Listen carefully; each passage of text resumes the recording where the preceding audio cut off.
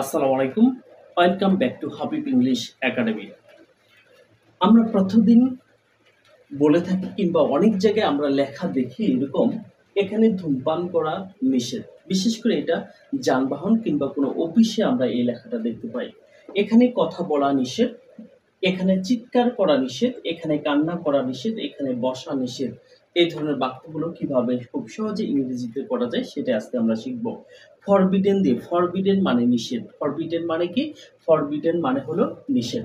তাহলে এখানে ধূমপান করা নিষেধ, এর ইংরেজি কি? ধূমপানের ইংরেজি কি? স্মোক।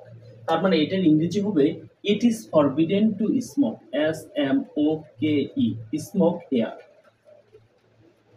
তার মানে এখানে ধূমপান করা নিষেধ, ইংরেজি কি? It is forbidden to smoke here. পরের বাক্য, দ্বিতীয় বাক্য, এখানে কথা বলা নিষেধ। কথা বলার ইংরেজি কি? টক। টক মানে কি? কথা বলা।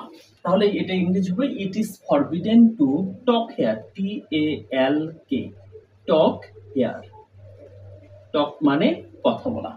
এখানে চিৎকার করা নিষেধ। চিৎকারের ইংরেজি কি? শাউট। শাউট মানে কি? চিৎকার করা। তাহলে এটা কি দাঁড়াবে?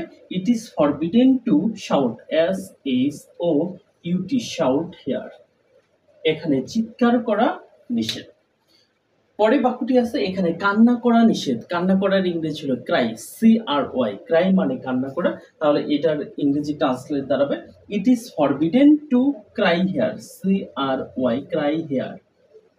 আপনারা বিশেষ করে মনে রাখবেন যে আসলে এই ইট ইজ ফরবিডেন টু এর পরে ভার্বের প্রেজেন্ট ফর্ম হয়। সবসময় টু এর পরে ভার্বের কোন ফর্ম বসাইতে হবে?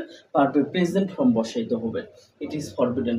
তবে মনে রাখতে হবে রাইট ফর্ম ভার্বের ক্ষেত্রে কিছু আছে, look forward to, get use to, addictive to, এগুলোর পরে কিন্তু আবার ভার্বের সাথে আইএনজি হয়। তাছাড়া সচরাচর ওই ওয়ার্ডগুলো বাদে টু এর পরে ভার্বের প্রেজেন্ট ফর্ম বসাতে হবে। পরের বাক্যটা আমরা একটু দেখি যে এখানে বসা নিষেধ। বসার ইংরেজি কি? সিট। তাহলে এটা ইংরেজি কি হবে? It is forbidden to sit hair, sit here. এখানে কি করা নিষেধ? বসা নিষেধ। পরের একটি বাক্য দেখতে পাচ্ছেন, এখানে মাছ ধরা নিষেধ। এইটার কি হবে ট্রান্সলেট? আপনারা কমেন্ট বক্সে অবশ্যই লিখে জানাবেন। এখানে মাছ ধরা নিষেধ ইংরেজি কি হবে?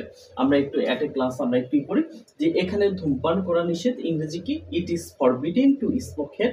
এখানে কথা বলা নিষেধ, it is forbidden to talk hair.